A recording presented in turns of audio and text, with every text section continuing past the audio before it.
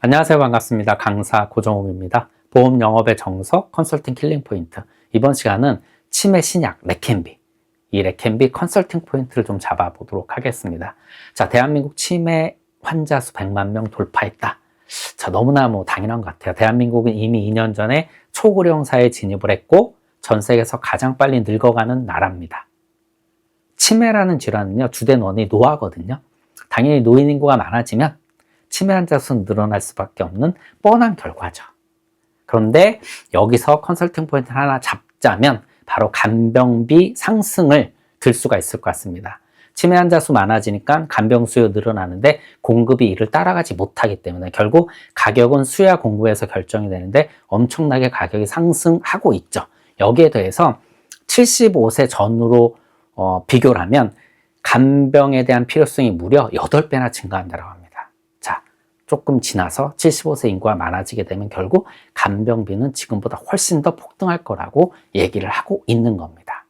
네, 다음으로 치매가 발병이 되고 또 악화되는 과정에 대해서 간단하게 이해를 도와드리도록 하겠습니다. 일단 치매는요, 먼저 플라크가 쌓이고 그 다음에 타우 단백질이 꼬이는 그런 방향으로 악화됩니다.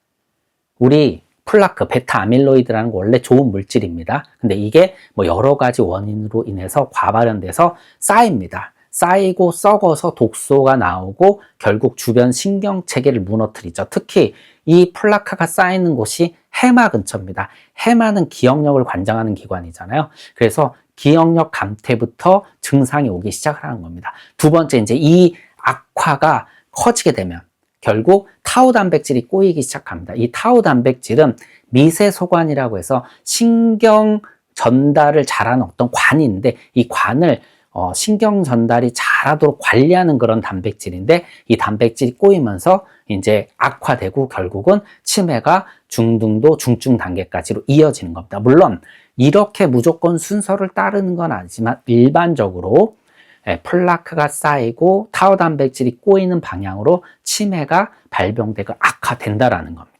다음으로는 레캔비 치료 기전과 효과에 대해서 간단히 정리를 해보도록 하겠습니다. 먼저 레캔비는 기존 치료제와는 완전히 다른 치료 기전을 갖고 있습니다.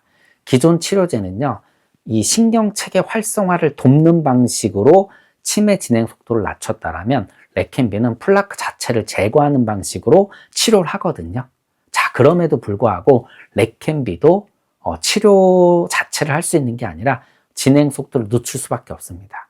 이게 바로 플라크를 제거하는 방식 때문인데 이게 물리적으로 제거하는 것이 아니라 면역 세포를 활성화해서 제거하기 때문입니다. 물론 이 플라크만 쌓이는 것이 치매를 발병하는 모든 요인이 아닌 것도 이유 중에 하나입니다. 자, 일단 다시 본론으로 들어와서 이 미세 악효 세포라는 면역 세포가 있는데 이 세포가 실제 플라크가 쌓이면 이거를 제거하는데 이미 이쪽 신경 체계가 무너져 있다 보니까 이 면역 세포도 약해진 거죠.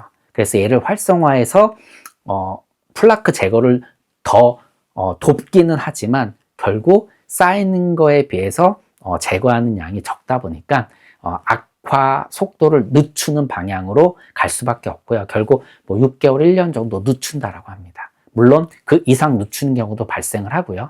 그럼 과연 이렇게 늦추는데 수천만 원 쓰는 게 필요할까? 이런 얘기들을 이제 우리가 할 수 있고 컨설팅하는 과정에서 이런 의문을 가질 수밖에 없습니다. 네, 그럼에도 불구하고 저는 레캔비가 굉장히 중요한 역할을 할 수 있다고 생각을 합니다. 앞서 말씀드린 것처럼 치매가 악화되는 과정이 먼저 플라크가 쌓이고 타우 단백질이 꼬이는 방향으로 간다라고 했습니다. 그런데 플라크가 쌓이는 이 단계, 경도인지 장애 단계나 CDR1 이 단계에서 치매 진행 속도를 늦춘다라면 레캔비를 통해서 6개월, 1년 늦춘다라면요, 굉장히 좋은 시간을 확보할 수 있다. 이게 왜 좋은 시간이라고 표현을 하냐면 치매 아시겠지만 중등도나 중증 단계는 환자뿐만 아니라 가족한테 굉장히 힘듭니다. 그래서 이 초기 단계의 시간을 확보하는 것이 환자뿐만 아니라 환자 가족한테 굉장히 큰 도움이 되고요. 이건 경제적인 부담도 굉장히 덜어드릴 수 있다는 거죠.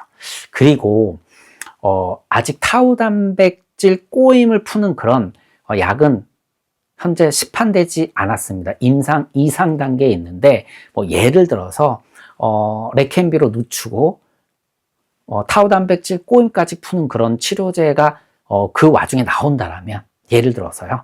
그렇다면 훨씬 더 또 좋은 그런 미래를 기대할 수 있다라고 생각을 합니다.